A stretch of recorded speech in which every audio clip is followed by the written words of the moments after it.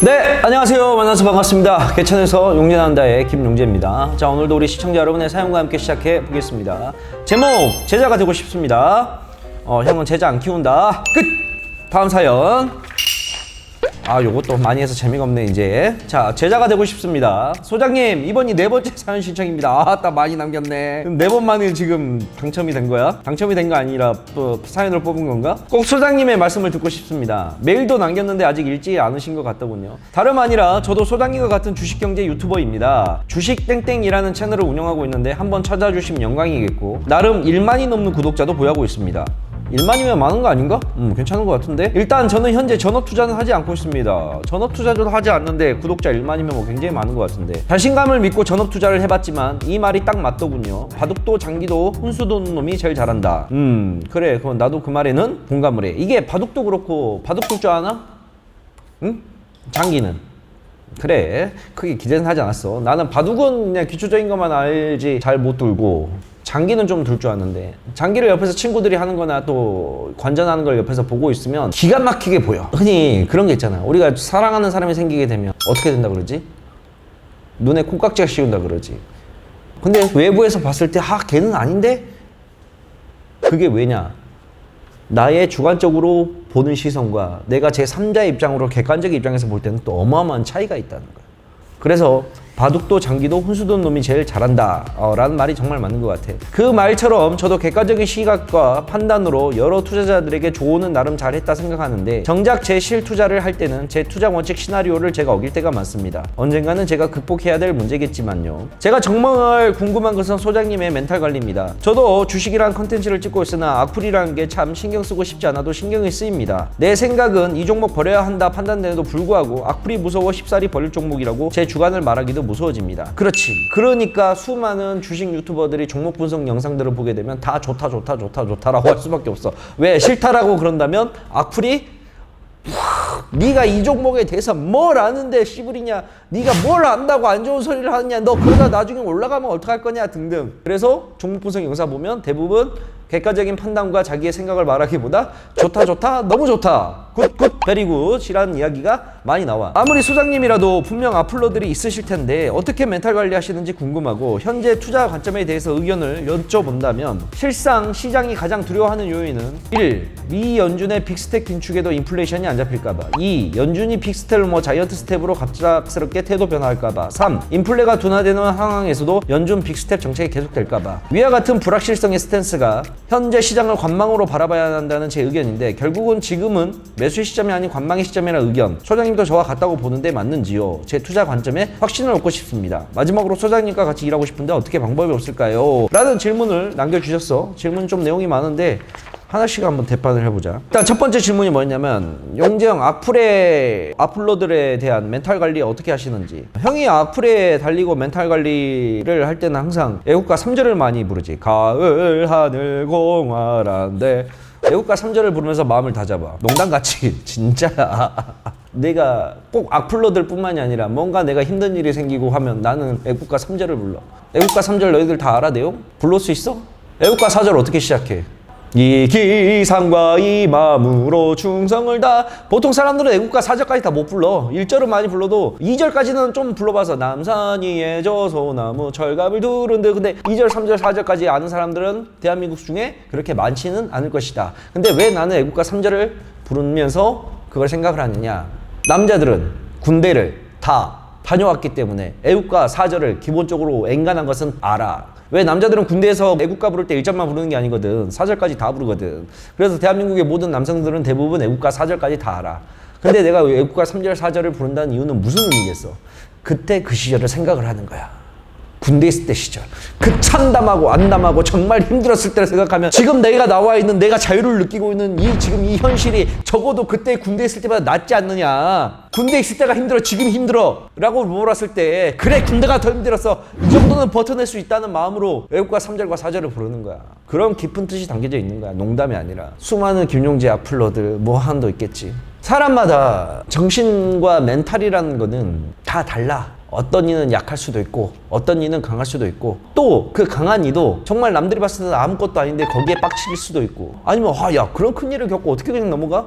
큰 거에 대해 오히려 차분해질 수도 있고, 사람의 정신관리라는 거는 굉장히 어려워. 현대에 들어서 가장 발달하는 의학이 뭐야? 정신의학이야.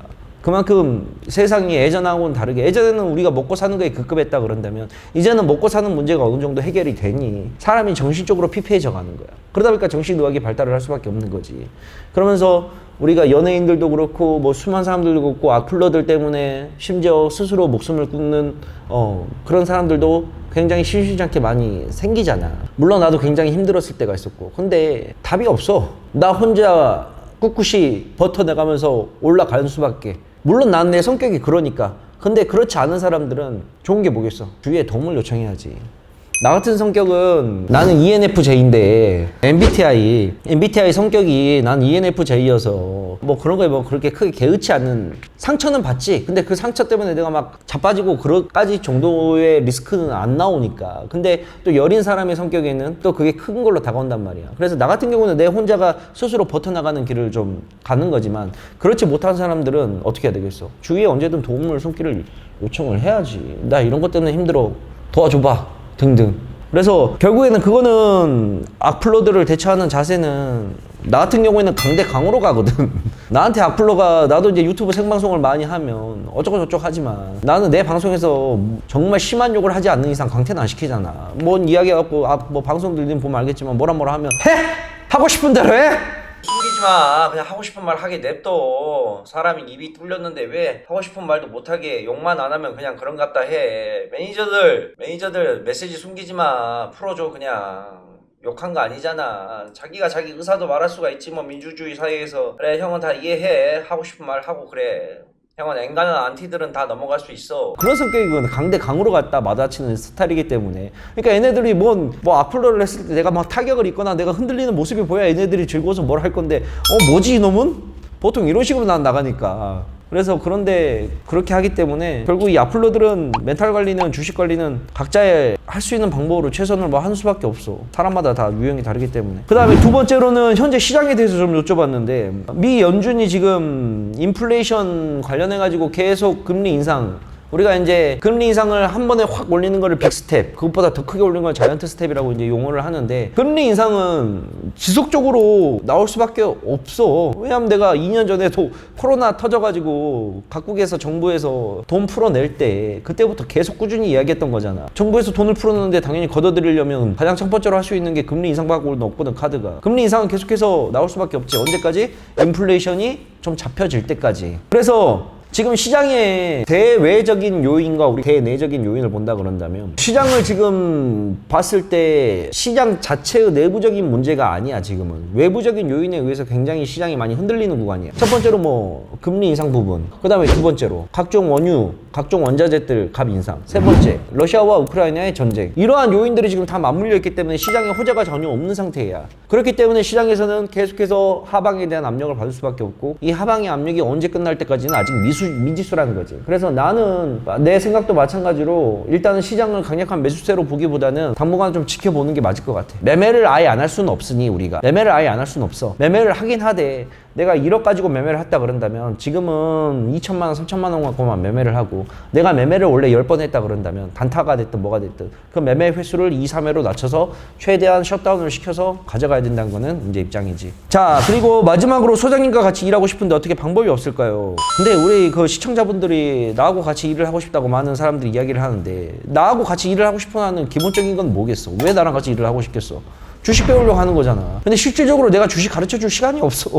내 아침에서부터 저녁 때까지 내 스케줄과 내 할 일만으로도 너무나 벅차기 때문에 내가 지금 누군가를 앉혀놓고 야 이건 A는 A고 B는 B고 이렇게 가르쳐줄 시간이 없단 말이야. 그래서 그런 생각이라 그런다면, 나도 용재형네 회사에서 용재형 회사에서 일을 해야지, 용재형에서 주식을 배워야지 라는 생각이 있다 그런다면 애초에 회사에 입사를 할 필요가 없어. 나하고 같이 일을 하는 게 아니라 형의 큰 이상에 맞는 일들을 우리 이제 직원들이 서포팅을 해주는 거지. 그러한 업무를 하고 싶으면 우리 회사 지원서, 입사 지원서 내주면 돼. 형 메일로 넣어주면 돼. 우리 회사 홈페이지 가면 입사하는 방법이 있으니까 홈페이지에서 내용 찾아주면 돼. 자, 그래서 오늘은 우리 시청자께서 3가지 정도 질문을 남겨주셔가지고, 첫 번째 악플러 대처하는 방법, 두 번째 현재 시장, 그리고 세 번째 같이 일을 하고 싶은데 어떻게 해야 되냐. 그래서 이 질문에 대한 대답을 좀 남아봤어. 힘들어. 나도 앞으로들 힘들어. 다만 내 눈앞에 보이는 일을 믿어. 내 눈에서 보이지 않는 것들까지 신경 쓰기에는 우리가 힘들어. 그렇게 따지면 대한민국 다 힘들지. 우리나라에서 제일 존경받는 사람이 누구야? 세종대왕. 구국의 성공이라도 불리우는 우리 또 이순신 장군. 그 사람들 악플로 없겠어? 엄청 많아. 야, 지금은 우리 모두가 세종대왕과 이순신 장군을 우리의 구국의 성공이라고 생각을 하지만 그때 당시에 세종대왕이 한글 창제한다고 했었을 때 한글 창제가 뚝딱해서 나온 줄 알아? 아니야. 그때 당시만 하더라도 대한민국 조선사회는 4대주의야. 4대주의가 뭐야? 4대주의란 건 뭐냐면 작은 나라가 큰 나라를 섬겨야 된다는 거야. 그때 당시에 우리나라는 작은 나라지. 큰 나라는 어디야? 중국이었잖아. 문자라는 거는 기본적으로 4대주의가 입각이 됐기 때문에 중국의 한자를 우리가 썼었는데 우리가 어떻게 우리나라가 독자적으로 한글을 만든다고 하냐에 따라서 엄청난 악플들과 엄청난 반대 세력에 부딪혔어. 너희들 명량 영화 봤지? 배에 12척 끌고 일본 애들이랑 싸운다고 몇백 척 애들이랑 싸운다고 했을 때 그게 제정상이야? 아니야. 누가 보더라도 미친 짓이야. 지금은 결과가 돼서 그렇게 우리가 알고 있지만 그때 당시에 너희들이 만약에 이순신 장군님 밑에 있던 장수라고 생각해봐. 죽으러 가자는 거랑 똑같은 거지. 그게 차라리 병력을 조금이라도 빼서 다른 데랑 합세를 해가지고 후위를 도모하자가 맞는 선택이지. 근데 아니다. 이길 수 있다. 가자 그래갖고 부순 거 아니야. 그때 당시에 그 힘들었던 심정을 생각을 해봐. 어떠한 우리가 현상에 대해서는 수많은 비판과 비난과 나를 응원하지 않는 사람들이 있을 수 있어. 근데 우리가 거기까지 다 생각할 필요 있다 없다? 없다. 내가 믿고자 하는, 내가 가고자 하는 길이 정답이라고 생각을 해. 그게 남한테 피해를 주지만 않으면 돼.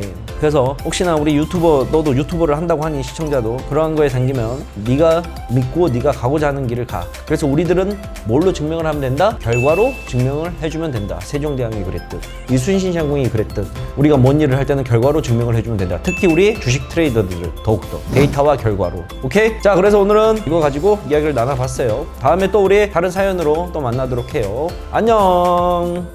사연 시청은 아래로 남겨주시면 됩니다.